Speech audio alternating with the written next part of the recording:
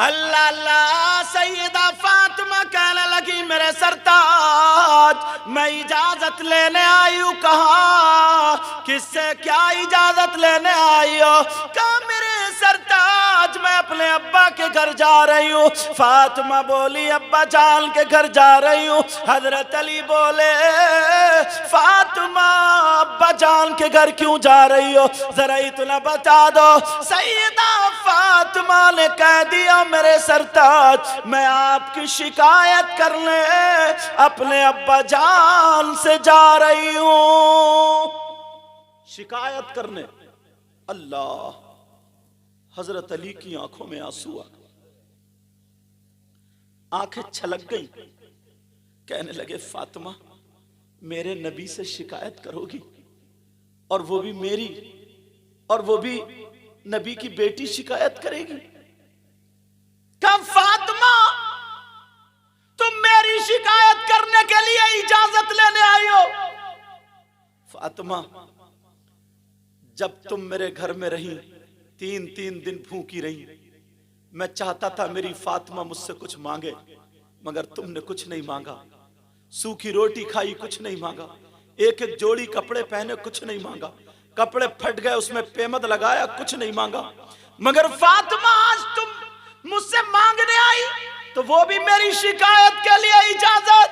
फातिमा जा तो रही हो, इजाजत तो है, मगर जाते जाते इतनी दुआ कर जाओ तुम्हारे पहुंचने से पहले पहले अल्लाह ताला मुझे मौत अता फरमा दे, मेरी रूह कब्ज कर ले। जब इतना सुना तो सैयदा फातिमा बैठ गई और अली के मुंह पे हाथ रखा, अली चुप हो गए। फातिमा ने अपना आंचल उठाया, दुआ कर दी, ऐ अल्लाह मेरे अली की उम्र और इज्जत में बरकतें अता फरमा दे। और तुम अपने घर के झगड़े देखियो, तुम में कमी थोड़ी है, मेरी बहनों में भी कमी है। बेचारा ये थका मांदा आया, एक तो वैसे ही काम नहीं चल रहा तो टेंशन में,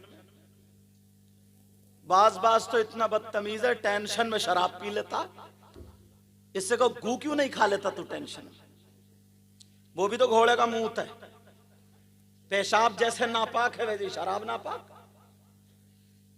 कैसा इंसान। इस टॉपिक पे भी आगे आऊंगा, इसको रोक के आगे सुनो, तवज्जो रखो। सैयदा फातिमा, मैं भगा भी सकता हूं। सैयदा फातिमा, ए बेटा दुआ कर रही हैं अल्लाह मेरे अली की उम्र और इज्जत में बरकतें अता फरमा दे। अल्लाह समद, आज तुम्हारे घर की अनबन, काम करने आया, टेंशन है, काम नहीं चल रहा, घर जैसे आया तो इस बीबी ने क्या किया, क्या अंजाम दिया इस मेरी बहन ने। निकाला सैंडल या चप्पल और बच्चों पे बरस पड़ी, तड़ा, छोटे को मारे, बड़े को मारे, खूब पटापट पटापट पट, और बच्चे रोते हुए चलते चले जा रहे। इधर आओ हरी टोपी वाले, इधर आके बैठ, चलो इधर आओ, इधर आके बैठ, जल्दी आओ, यहाँ आके बैठो, तवज्जो रखो। अब जरा सुनो मेरी बात, गौर करो। बच्चे रोते हुए जा रहे।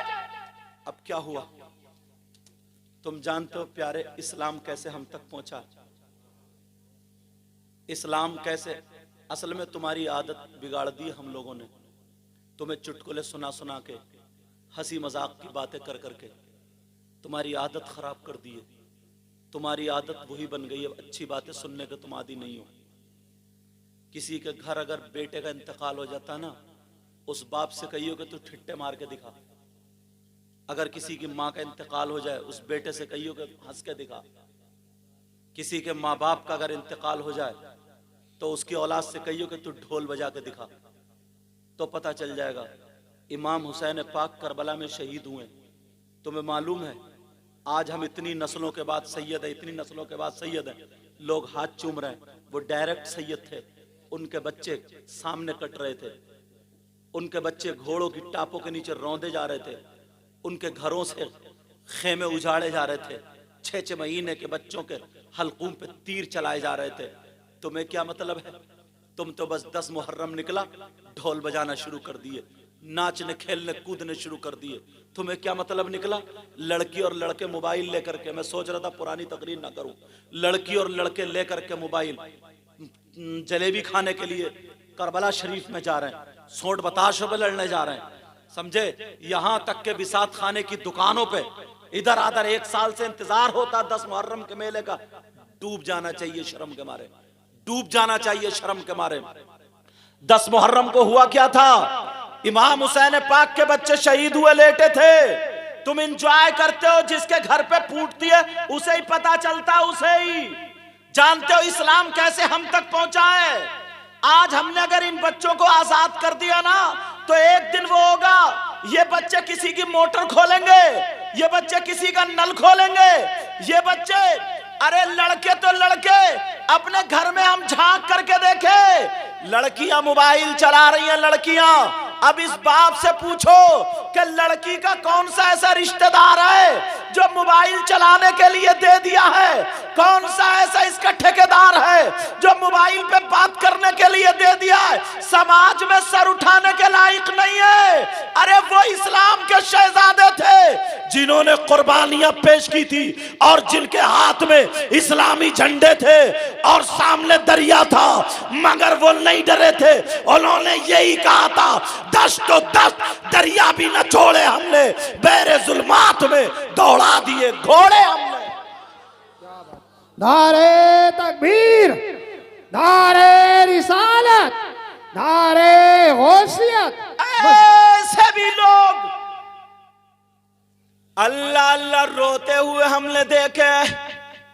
बड़ा बड़ा पैसे वाला, बड़ा बड़ा घुमंड वाला, बड़ी बड़ी ताकत वाला, बड़े बड़े दौलत वाला, बड़ी बड़ी बात वाला, अरे नमरूद की हैसियत, जो अपने आप को खुदा कहलाने वाला, एक लंगड़े मच्छर ने मारा था, लंगड़े मच्छर ने।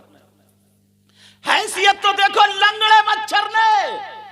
मगर प्यारे, हम अपनी असली तारीख को भूल बैठे, असली जिंदगी को हम भूल बैठे। ये माँ बाप की जिम्मेदारी थी कि अपनी औलाद को बताते, माँ बाप की जिम्मेदारी थी। आज क्या होता है? कब्रिस्तान तक में लोग हंसी मजाक कर रहे हैं, कब्रिस्तान तक में लोग ठिट्टे मार रहे हैं, कब्रिस्तान तक में लोग नहीं डर रहे हैं। खौफ खुदा दिलों से निकल चुका है। नबी ने फरमाया था, जब कौम बेराह रवी का शिकार हो जाएगी, जब जिना ज्यादा होगा, जब जिना आम होगा, शराब आम होगी, गुनाहों पर बिल्कुल एक जबरदस्ती की जाएगी और अच्छी बातों को हंसी मजाक में उड़ाया जाएगा, तो नबी ने फरमाया था, उस वक्त पे अल्लाह ताला जालिम बादशाह उस कौम पे मुसल्लत कर देगा और उन्हें सांस लेना दुश्वार कर देगा। सुभान अल्लाह, सुभान अल्लाह। देखते नहीं हो हम कहां पहुंच गए? देखते नहीं हो हम कहां चले गए? तुम्हें क्या पता, तुम तो उधम सिंह नगर में रह रहे हो, तुम्हें वहां उधमपुरे में, तुम्हें क्या पता? बस घर से बाहर निकलो तो पता। अल्लाह अल्लाह, एक लड़की वो है जो पूरा गैर मुस्लिमों का गांव, बेचारी अकेली लड़की, अब अगर बुर्का ओढ़ के जाए तो उसकी इज्जत को खुखार भेड़िए की तरह देख रहे हैं। तुम्हारी बहन बेटी होती उस जगह तो क्या करते? तुम तो बहुत